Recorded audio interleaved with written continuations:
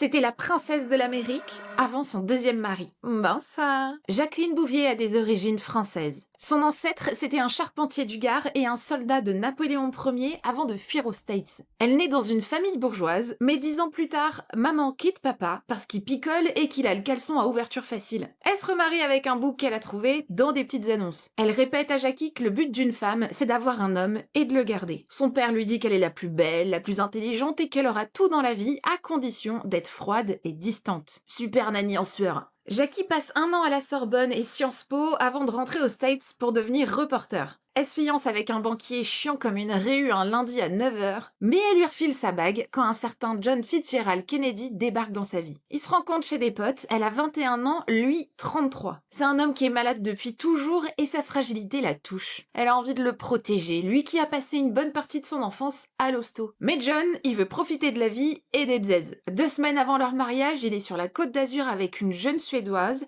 à qui il a promis le mariage. C'est le beau-père de Jackie qui l'a conduit à l'église parce que son daron y ronfle complètement bourré à son hôtel. Elle ne peut désormais que subir les Kennedy, leur volonté d'écraser les autres et leur besoin de fame. Elle veut une robe de mariée simple. Et bah Joe Kennedy lui fout des rideaux. Ah, et les femmes, ça s'arrête pas. Des actrices, des stagiaires, des amis de Jackie et même la meuf d'un mafieux. JFK peut pas passer 3 jours sans Ken. Marilyn Monroe, la plus célèbre d'entre elles, clairement. Elle aurait même appelé Jackie pour lui dire qu'ils allaient se marier. Ce à quoi Jackie aurait répondu « Fais ça ma grande, moi je me tire et tu tapes toutes les responsabilités ». 5 ans après avoir dit oui, elle est fatiguée de ses 5 à 7, elle veut divorcer. Joe lui propose $1 million et il paye toutes ses dépenses. Comme ça, John y boude pas devant les factures. Il sait très bien qu'un divorce tuerait la carrière du fils qu'il veut voir président. Elle refuse l'argent parce qu'elle est enceinte. Mais leur petite Arabella se révèle être morte-née. C'est son beau-frère Robert qui annonce la nouvelle à Jackie à son réveil du bloc. John, il lui téléphone que 2 jours plus tard pour lui dire « Ce qui est arrivé est arrivé ». Le couple aura quand même Caroline, suivie de John Jr., les deux en césarienne. Même si elle savait dès le début qu'il allait voir ailleurs, Jackie elle est pas chill pour autant.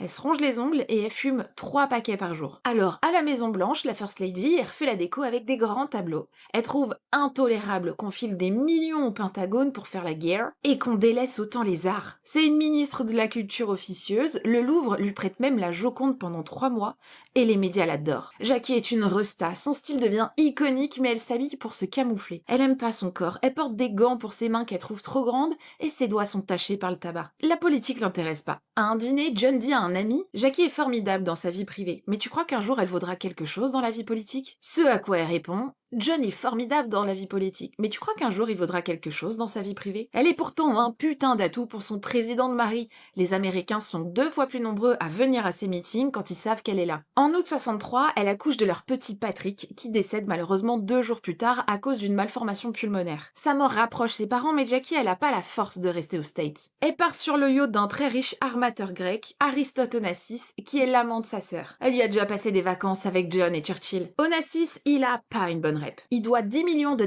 aux impôts américains. Alors au retour de Jackie, John lui demande 2 choses. Qu'Onassis ne vienne pas aux States avant les présidentielles de 64 et qu'elle l'accompagne à un meeting de campagne à Dallas. C'est là que tout bascule. Le 22 novembre 63, le couple présidentiel est en décapotable, à la demande de John, pour faire coucou à la foule quand une balle lui traverse le cou et qu'une autre lui explose la tête. Par réflexe, Jackie monte sur le coffre pour récupérer un morceau de crâne qui a volé. Quelques heures après la mort de John, elle tient à garder ses vêtements tachés de sang devant les objectifs pour, je cite, « qu'il voit ce qu'ils lui ont fait ». Elle devient la veuve de l'Amérique, admirée pour son courage et sa grâce. Mais ce qu'on voit pas, c'est que Jackie commence à boire. Dans sa maison de Washington, elle est traquée par les paparazzis et les quarts de touristes qui la scrutent toute la journée. 5 ans après, c'est son beau-frère Robert qui lui aussi est tué par balle. On peut pas esquiver la grosse rumeur selon laquelle les deux... C'est d'ailleurs Jackie et pas la femme de Robert qui prend la décision de le débrancher de son respirateur. Elle a maintenant peur qu'on s'en prenne à ses enfants, la fameuse malédiction Kennedy. Alors elle part pour la Grèce où elle se rapproche d'Onassis au point de l'épouser. L'Amérique est choquée déçue, c'est un homme divorcé, orthodoxe, de 23 ans de plus. Mais même Coco Chanel dit « On ne peut pas demander à une femme un peu vulgaire de passer le reste de sa vie sur un cadavre. » Toi en fait, je sais pas.